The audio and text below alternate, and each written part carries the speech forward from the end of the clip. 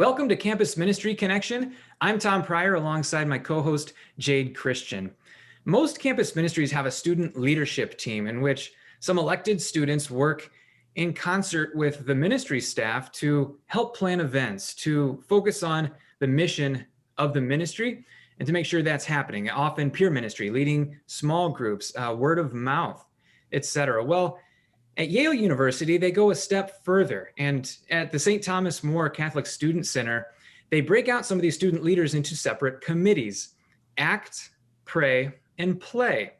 And these three committees have specific roles and jobs, and what we've done today is bring in a student, a graduate student from Yale University to discuss what these committees do, why they're so important for perhaps your ministry, if you'd like to use some of this advice for your own ministry. So I welcome in June Crishone. She is a graduate student, like I said, a medical student, and she's part of the ACT committee.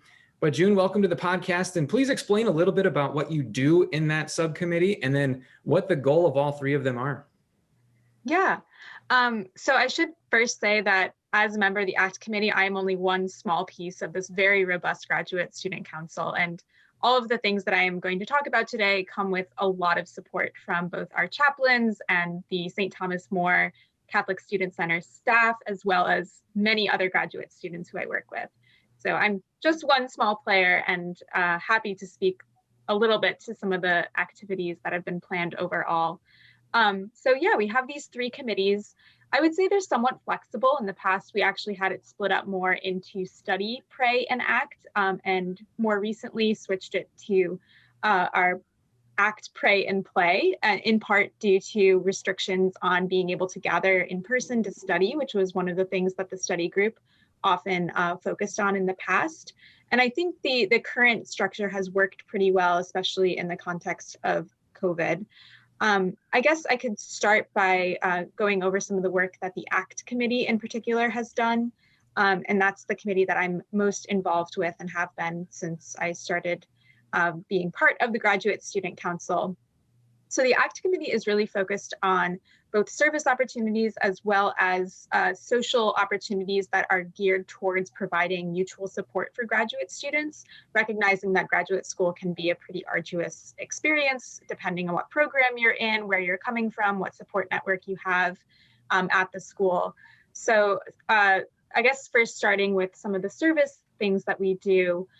This past year, it's been closely tied with the development of a Catholic Relief Services organization at St. Thomas More, or chapter, not organization. And I've been involved with that as well. And so a lot of our events for that have sort of been co-seated with the ACT group, in that I have helped to advertise those events to the graduate school community as well as to the Graduate Student Council.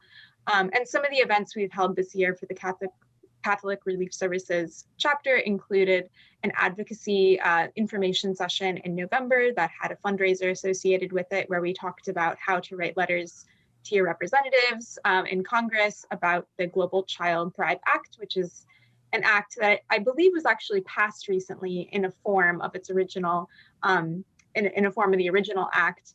And it's to help provide funding for early childhood development programs globally. So we did that in the fall. And then over winter break into the beginning of the spring semester, we did a fair trade chocolate sale that was an incredible hit.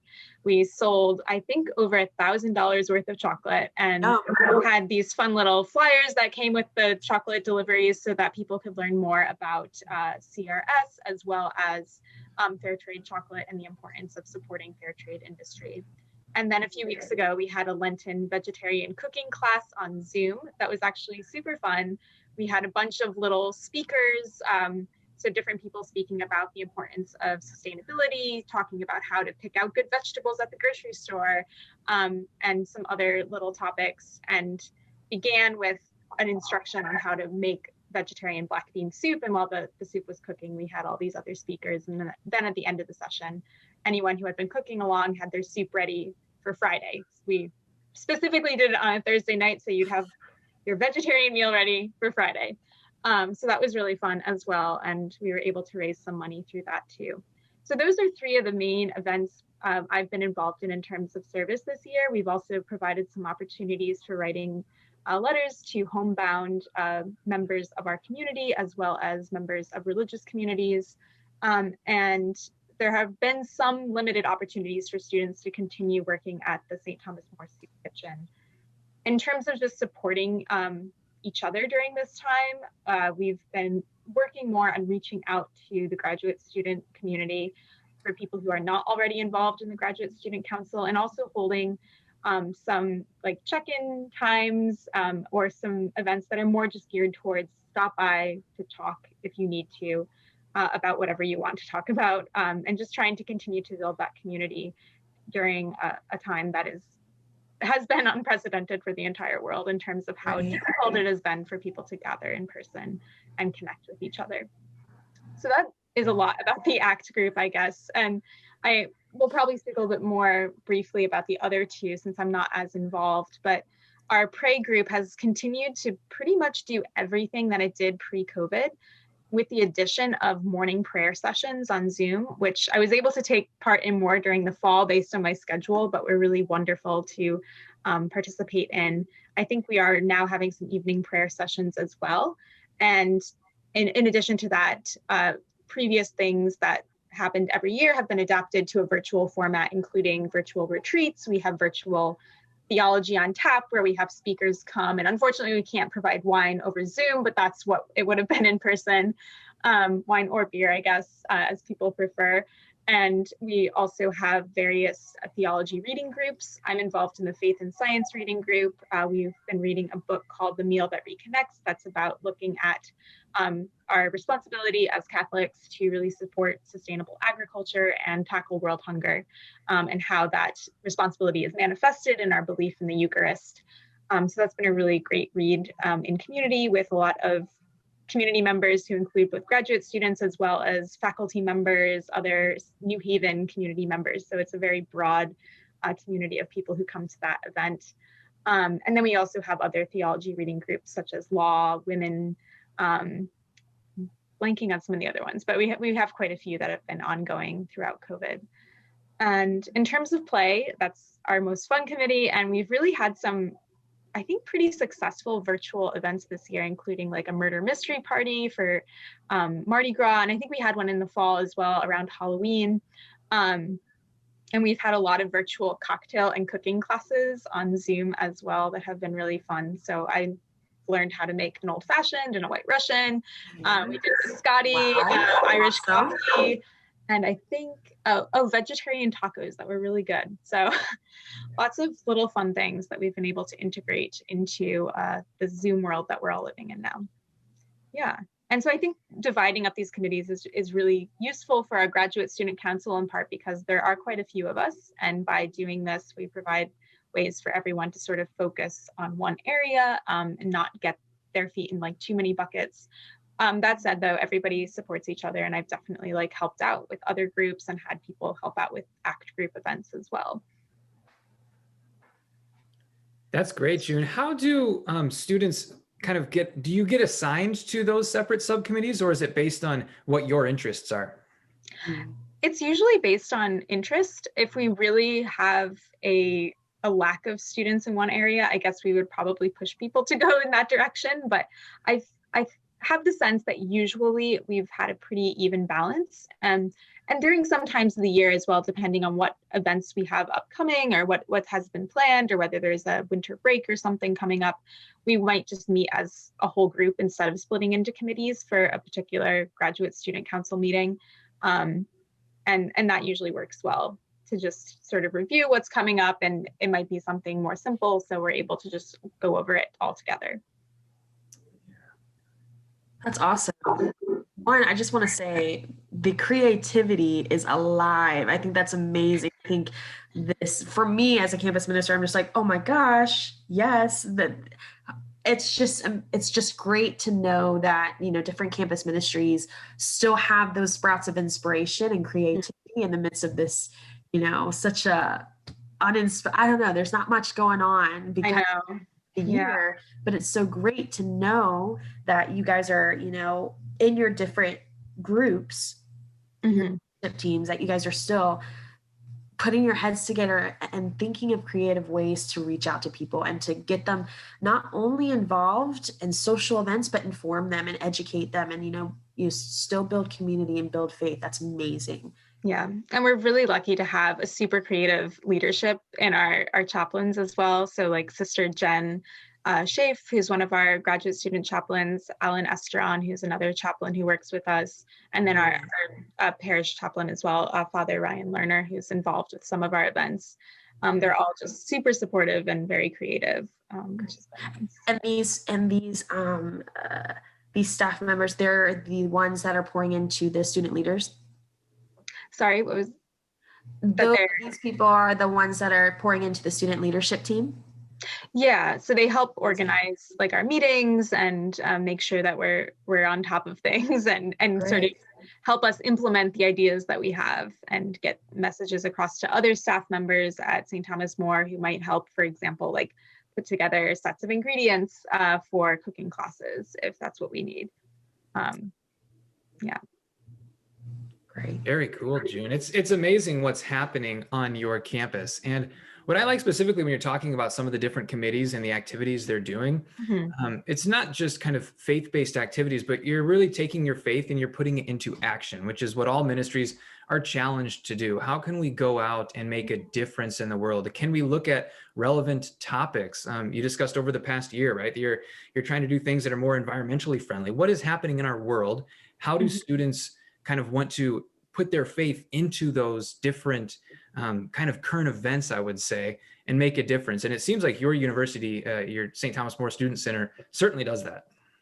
We're trying, yeah. And I think service has been tough this year because the university has had necessary restrictions because of COVID about in-person events. So there have been periods of time where students were not allowed to go to the soup kitchen.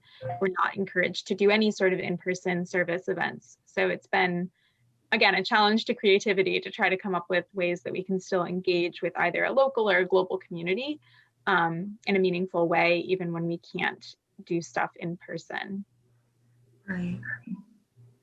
June, you mentioned some restrictions that have been put in place, not only by the university, but I think a lot of campus ministries would say that their music ministry looks a lot different too. Now, you were a part of that, part of the choir there. You're a violinist, and that obviously was impacted by COVID. Tell us about how you were kind of limited and what you've done to, I don't know, just kind of remain inspired as a musician, knowing that when we can play music again at Mass and at our various events, that we can do so and glorify God through music. Yeah, I really do miss playing in the choir. I've played in a church choir since I was like in second or third grade and didn't do it much through college just because the parishes I attended weren't really adapted to having a violinist in the choir, but St. Thomas More was super welcoming. And so I was really excited in my second year of med school when I started doing that. And yeah, unfortunately, COVID has almost entirely put an end to that. We still have beautiful music during our live stream masses, courtesy of our organist, as well as usually an oboe player who teaches at the Yale School of Music. And I have been lucky to go back, I think once or twice, to be the one musician, additional musician in addition to the organ during a live stream mass. So that has been really special. And I think I have 1 or 2 days coming up when I'll do that again. But overall, it sort of has put a stop to that. And I do miss the singing as well. And we usually have one cantor now on the live stream. And I'm really looking forward to when it might be possible to be back in person playing.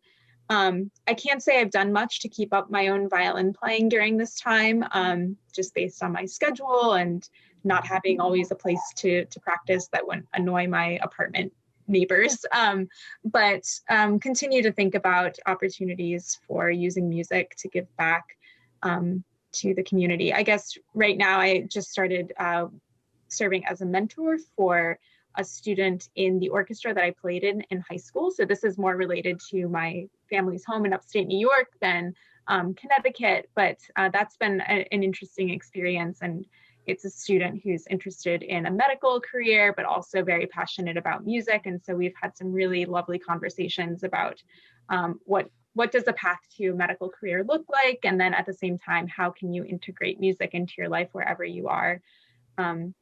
So I hope to continue keeping the violin part of my life. And I'm actually staying in New Haven for my residency for the next 4 years. So I'm hoping at some point, even though my schedule is going to be super busy, that things will be back in person and I will be able to occasionally go and play violin again. And having played violin in a choir for so long, I know the music so well. It's like these tunes, I think for many people, you go to church enough, these tunes become really ingrained, the lyrics and the words. And still there are days I'll just randomly start singing a song or humming a song and be like, oh, I wish we could be back in person doing this. But in the meantime, let me find a good recording of it on YouTube because I don't remember all the lyrics and I would like to. So yeah, just sort of trying to keep things going in my mind and hoping for what will be possible in the future. Speaking of future, you are currently a grad student, a medical student. I want to know, you've mentioned this with us before. How has your involvement with St. Thomas More Catholic Student Center really impacted your, journey through your career development as a medical student and your future profession? Yeah, I think one of the most tangible ways that it impacted my, I guess, career school path early on was just that I very early on met other doctors who went to St. Thomas More as their parish. And so there are several people I know through St. Thomas More who are physicians themselves, who have been wonderful people to talk to about their experiences, the intersection of faith and their work. Who have also just provided some practical opportunities to shadow in certain areas of the hospital. So that was a really awesome opportunity to have. And St. Thomas More sort of keeps a collection of people in various professions to serve as mentors for graduate and college students. So it was very easy to get connected with people at St. Thomas More as well.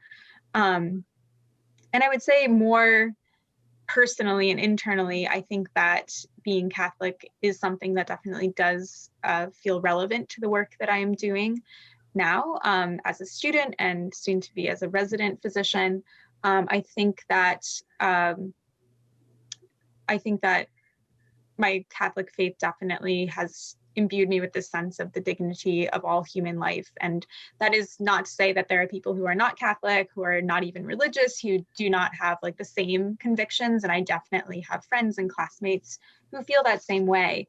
But I think that there's definitely this sense of every person I meet in the hospital, no matter where they're coming from, no matter what they've done, no matter what difficulties they might be facing, or even how they might treat me as a provider, they are still imbued with this dignity of humanity that comes from God, and I should strive to treat them as such. And that isn't to say I always succeed in doing that, but I think that's definitely the goal and something I try to pause and remember quite a bit. And I would say too that my faith is continuing to evolve and grow, and having grown up Catholic, I think there are some things you never get prompted to really ask questions about or to explore further or just learn facts about. And so sometimes I have classmates who are not Catholic or not religious who ask me things about my faith, and I'm like, that's a really great question. I don't actually know. And so I recognize that faith and my Catholic faith is not something that's finished. It's never going to be finished. And I don't know if anyone's faith ever really is finished. And I am really grateful that St. Thomas More has provided a place where I feel like I have been able to grow in community in my faith, even as it continues to evolve and grow. And I see new ways that it intersects with my work outside of the church community as well. It is so important to kind of have the experience that it sounds like you have, in which in our faith life, we'll get to a point where we're just like, I don't have the answers, and I don't know if I ever had. And so confronting that doubt that we have, especially as young people, confronting those questions that we weren't really ever been given the answer. It's really important to go through that and not be afraid of that, because Christ is right in that. Christ is welcoming us into that journey of, what is this? What am I doing? Right. What does this mean to my life in terms of my job, my studies, my exams, the people that I'm encountering every day? It's very exciting, kind of scary, but it's very exciting to venture through that and welcome Christ in that and welcome your community in that. Yeah. If you could, give a piece of advice for other students, undergraduate students, even going into the medical field that are having those kind of like anxieties of, does my faith belong here? Because so many students may face that challenging, those challenging experiences where they kind of second guess their profession. How can you encourage them to continue that exploration of faith? I think that one of the most useful things might be just to talk to people about it. It might be easier said than done, but I think that finding mentors who are also Catholic, and not just who are Catholic in one specific way, but people who have slightly different looking faiths who are also medical professionals, is a really useful way to explore how your faith might be integrated into practice as a provider in whatever area of medicine you end up in. Again, easier said than done. I've been lucky to have a lot of support, and it's been really easy to find those people. Clearly a lot harder, especially during COVID, to find those people. But I do think that talking about it is important. And it could also be a conversation that happens with like chaplains who work in hospital settings, or even chaplains who don't work in hospital settings. So I've definitely discussed this with chaplains at St. Thomas More as well, and other graduate students who are experiencing similar questions, whether they are going into medicine or law or other areas of professional practice. Yeah. That's great, June. You're so right. The two kind of seemingly contradictory things of faith and science, they're really intertwined, right? And I think going into a medical field, sometimes you have those questions. How are they intertwined? How do they intersect? And you're kind of thinking that, and every student listening, I'm sure in your kind of degree formation, you have questions related to what you want to be when you graduate. How does faith, how can it be part of that profession? How can I live it out in my day-to-day life? June, I'll kind of give you the last word here. You're involved in so many things here as a graduate student. What's your overall perspective on being involved in this campus ministry, this faith-based organization, as a graduate student too? Most of our listeners are likely undergrad students. What inspires you to stay involved as a graduate student?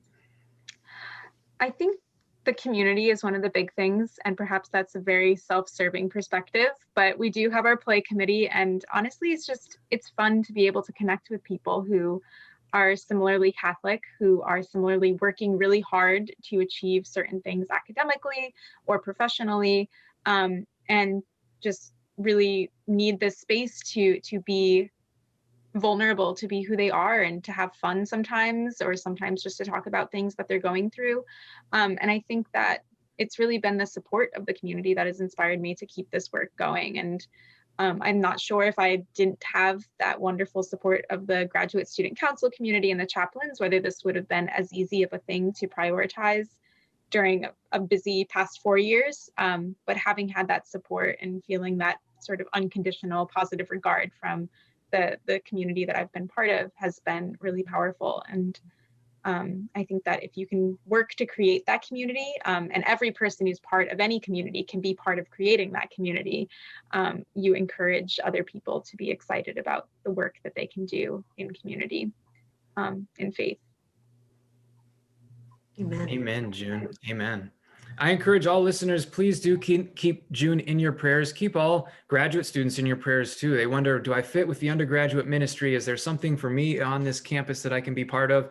Also pray for medical professionals, medical students who maybe are wondering, where is the intersection of faith and science in my life? Because all of us, as June said from the very beginning, we're all on our own path in terms of faith. None of us are perfect. We always have questions. We're always seeking the answers, and just pray that we continue to be open-minded to where faith can impact our life. So June, thank you for joining us. We wish you all the best as you go forward in your career. Jade, thanks as always for you to join us as well. And then of course to the listeners, thanks for tuning in to Campus Ministry Connection. We'll talk to you next time.